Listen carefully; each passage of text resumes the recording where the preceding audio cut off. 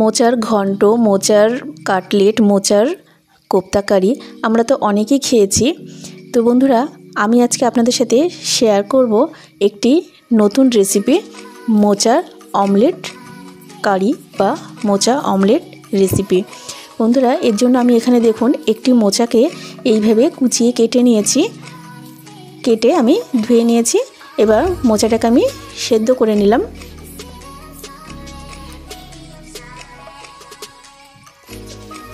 সেদ্ধ করে দেখুন একটি আমি মিক্সচার গ্রাইন্ডারের মধ্যে দিয়ে দিয়েছি।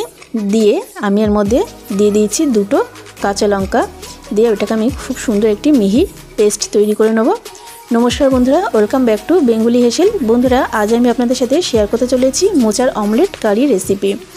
তাহলে বন্ধুরা দেখুন, আমি এই মোচার পেস্টটা খুব সুন্দরভাবে মিহি করে নিয়েছি। এবার মশলার জন্য আমি নিয়ে নিয়েছি দেখুন আদা, কাঁচা লঙ্কা, রসুন, টমেটো আর দুটি পেঁয়াজ। এগুলো সব আমি একসঙ্গে একটি পেস্ট তৈরি করে নেব। তো আমি মশলাটাকে দেখুন একসঙ্গে পেস্ট তৈরি করে নিয়েছি। এখানে নিয়েছি আমি ডিম। আমি এই মোচার অমলেট কারি রেসিপিটি তৈরি করার জন্য আমি ডিম ইউজ করব। তার জন্য আমি এখানে সমস্ত ডিমগুলোকে ফাটিয়ে নিচ্ছি।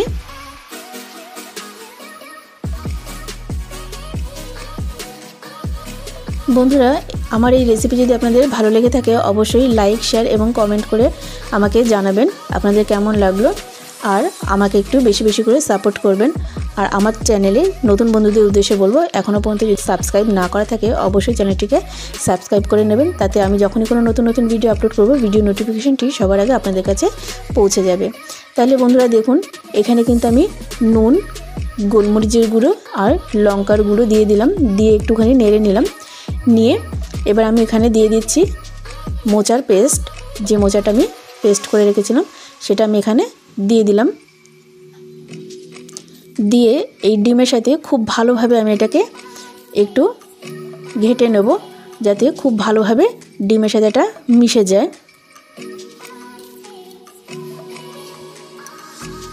বন্ধুরা, এই ধরনের রেসিপি যদি আপনারা তৈরি করেন তাহলে কিন্তু বাড়িতে আপনি যদি রান্না করে এটা দেন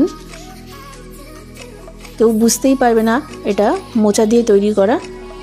খুবই অসাধারণ একটি রেসিপি হতে চলেছে। তাহলে পুরো ভিডিওটা আপনারা দেখবেন, তাহলে বুঝতে পারবেন আমি রেসিপিটি কিভাবে তৈরি করছি।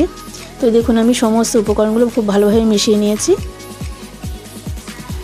এবার একটি ফ্রাই প্যান বসিয়ে দিয়েছি, তাতে তেল ব্রাশ করে নিয়ে আমি এইভাবে এক হাতা আমি এই ব্যাটারটা দিয়ে দিয়েছি। দিয়ে দেখুন কিছুক্ষণ ঢাকা দিয়ে রেখেছিলাম, তারপরে আবার উল্টে দিলাম। আমার দেখুন এটা ছ্যাঁকা হয়ে গেছে। আমি এবার এটাকে তুলে নিচ্ছি। তুলে নিয়ে আমি আবারও আরেকবার আপনাদের সুবিধার জন্য দেখিয়ে দিচ্ছি। দেখুন আবারও সামান্য একটু তেল দিয়ে দিয়েছি। দিয়ে আমি সমস্ত প্যানের মধ্যে তেলটাকে মাখিয়ে নিলাম। নিয়ে এবার আর একটা একটা করে করব না, এবার আমি অনেকগুলো একসঙ্গে করব। দেখুন মাঝখানে একটা দিয়ে দিলাম, আর সাইড দিয়ে যতগুলো দেওয়া সম্ভব সাইড দিয়ে দিয়ে দিচ্ছি।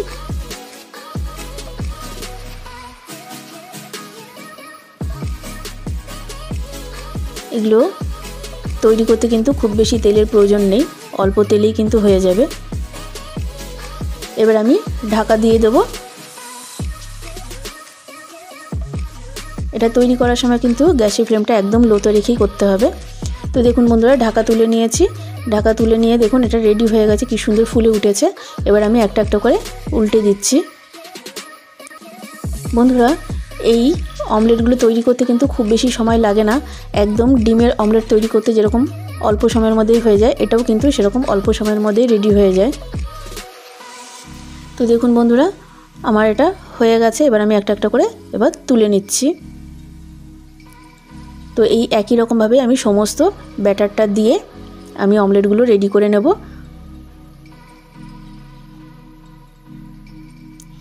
এদিকে গ্যাসে আরেকটি কড়াই বসিয়ে দিয়েছি, তাতে দিয়ে দিলাম পরিমাণ মতো তেল, সরষের তেল বা সাদা তেল, যার যেটা পছন্দ ইউজ করতে পারেন। তো এখানে দেখুন আমি কিছু আলু এইভাবে চাকা চাকা করে কেটে নিয়েছি। আমি এবার এই আলুগুলোকে একটু নুন দিয়ে লাল করে ভেজে তুলে নেব।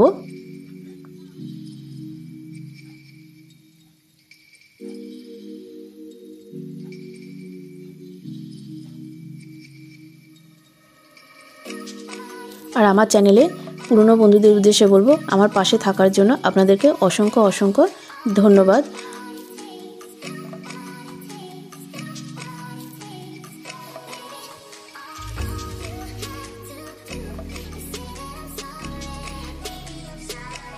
বন্ধুরা, এই রেসিপি কিন্তু আমি সম্পূর্ণ নিজের ইচ্ছাতে এইভাবেই বানিয়েছি আর নিজেই নামটা দিয়েছি। আপনারাও অন্য কোনো নাম দিলেও দিতে পারেন, আমাকে জানাবেন আপনারা কি নাম এটার দিতে চান। তো বন্ধুরা দেখুন, এখানে আমি দিয়ে দিলাম ফোড়নের জন্য শুকনো লঙ্কা আর গোটা গরম মশলা, তারপরে দিয়ে দিচ্ছি গোটা জিরে। এবার আমি টমেটো, আদা, পেঁয়াজ, রসুনের পেস্টটা এখানে দিয়ে দিলাম।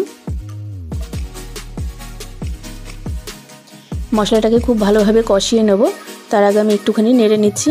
নেড়ে নিয়ে তারপরে আমি এখানে কিছু গুঁড়ো মশলা অ্যাড করব। প্রথমেই দিয়ে দিচ্ছি লঙ্কার গুঁড়ো, খুব বেশি মশলা দিচ্ছি না, অল্প অল্প করেই মশলা দিচ্ছি। দিয়ে দিচ্ছি অল্প একটু নুন, যেহেতু আমার অমলেটটা করার সময় ওখানে নুন দেওয়া ছিল। আর দিয়ে দিলাম হলুদের গুঁড়ো, দিয়ে দিচ্ছি কাশ্মীরি লঙ্কার গুঁড়ো, দিয়ে দিচ্ছি জিরের গুঁড়ো। এবার সমস্ত উপকরণগুলোকে খুব ভালোভাবে আবারও মিশিয়ে নিয়ে মশলাটাকে আমি খুব ভালোভাবে কষিয়ে নেব।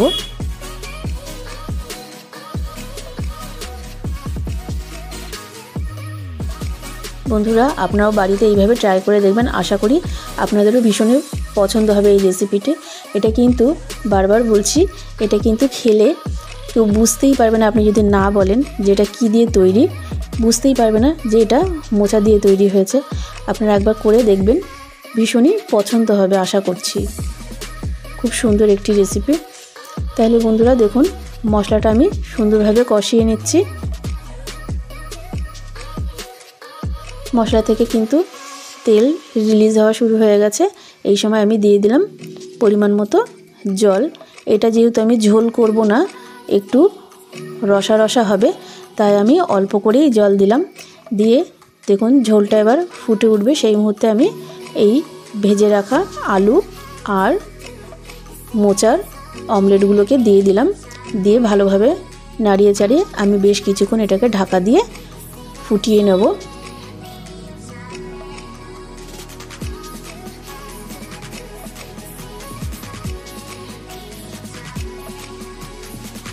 তো দেখুন বন্ধুরা, ঢাকা তুলে আমি আপনাদেরকে দেখিয়ে দিচ্ছি। দেখুন এটি দেখতে কতটা সুন্দর হয়েছে। আর সমস্ত আলুগুলো আশা করছি এতক্ষণে সেদ্ধ হয়ে গেছে। তো আমি এবার একটু নাড়িয়ে দিচ্ছি, একটু দেখে নিচ্ছি, হ্যাঁ আলুগুলোও সেদ্ধ হয়ে গেছে। এবার আমি এখানে দিয়ে দেবো একটু গরম মশলা, অল্প একটু গরম মশলা দিয়ে দিলাম। দিয়ে আবারও একটু নেড়ে দেবো।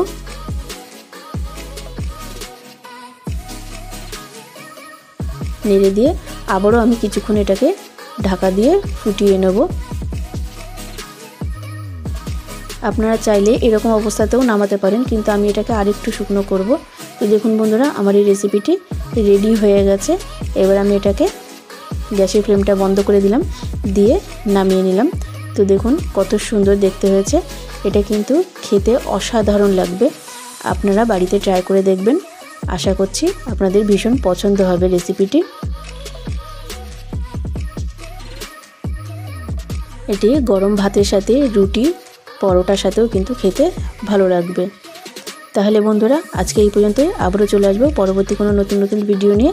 আপনারা ভালো থাকবেন, সুস্থ থাকবেন। আর পুরো ভিডিও দেখার জন্য অসংখ্য ধন্যবাদ।